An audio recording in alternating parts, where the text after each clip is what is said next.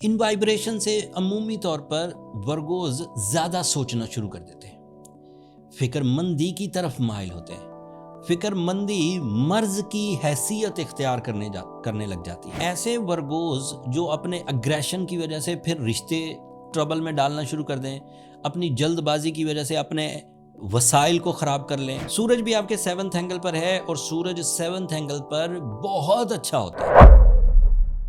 अस्सलाम वालेकुम वर्गोज, मैं हारिस अज़मी प्रोफेशनल एस्ट्रोलॉजर आपकी खिदमत में हाजिर हूँ फरवरी के आखिरी वीक में होने वाली एस्ट्रोलॉजिकल चेंजेस के साथ।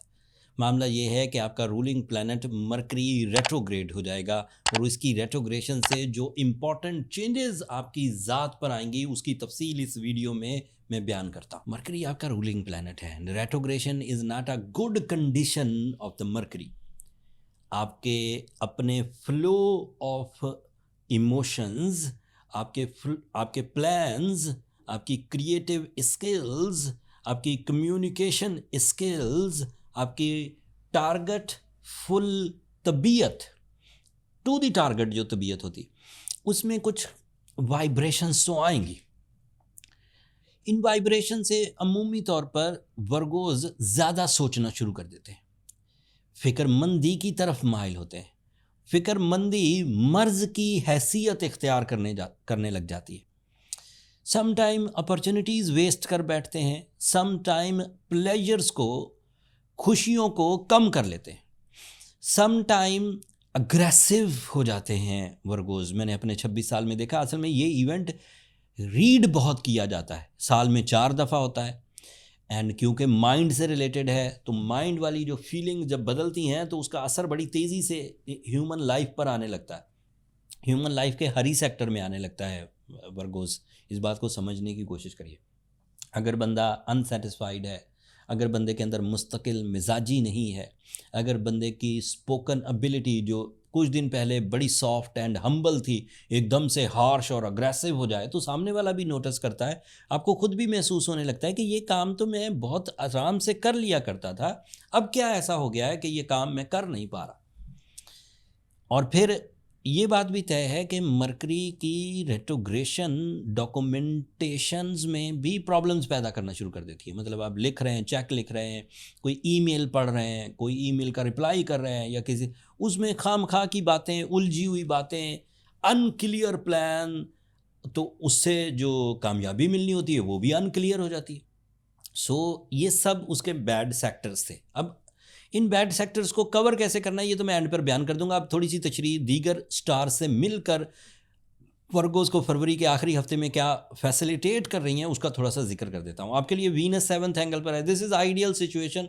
मरकरी ने बहुत हद तक दिमाग पर ख़राबी करनी थी, लेकिन दिमाग की जो उलझन होती है उसका फिर जज्बात पर भी नेगेटिव असर आता है, लेकिन वीनस आपके जज्बात तक नेगेटिव असर को नहीं आने देगा। अगर जज्बात तक नेगेटिव असर ना आया तो रिश्ते तो ठीक चलेंगे, अगर जज्बात तक नेगेटिव असर ना आया तो रोमांटिक लाइफ तो ठीक चलेगी, अगर जज्बात तक असर ना आया तो आप जो रिस्पॉन्सिबिलिटीज़ निभाते हैं वो तो प्रॉपरली निभा लेंगे।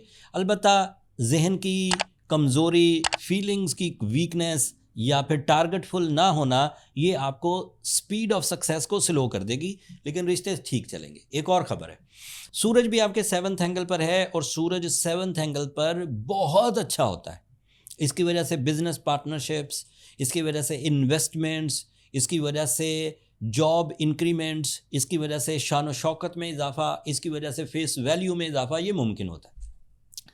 अब अगर कोई वर्गो मेंटली कंसंट्रेशन में नहीं है, कम्युनिकेशन में नहीं है, लर्निंग नहीं सही कर रहा, प्रेजेंटेशन सही नहीं दे रहा, तब भी ये उसकी ज़ात तक महदूद रहेंगी चीज़ें, इसकी वजह से उसे किसी बड़े नुकसान का ख़दशा नहीं है। लेकिन ऐसे वर्गोज जो अपने अग्रेशन की वजह से फिर रिश्ते ट्रबल में डालना शुरू कर दें, अपनी जल्दबाजी की वजह से अपने वसाइल को ख़राब कर लें, अपनी अनप्लैन्ड बिहेवियर की वजह से किसी गलत जगह इन्वेस्टमेंट कर दें, ये फिर इनडायरेक्ट डैमेजेस होंगे। इन इनडायरेक्ट डैमेजेस से बचने के लिए मेरे 2 मशवरे हैं।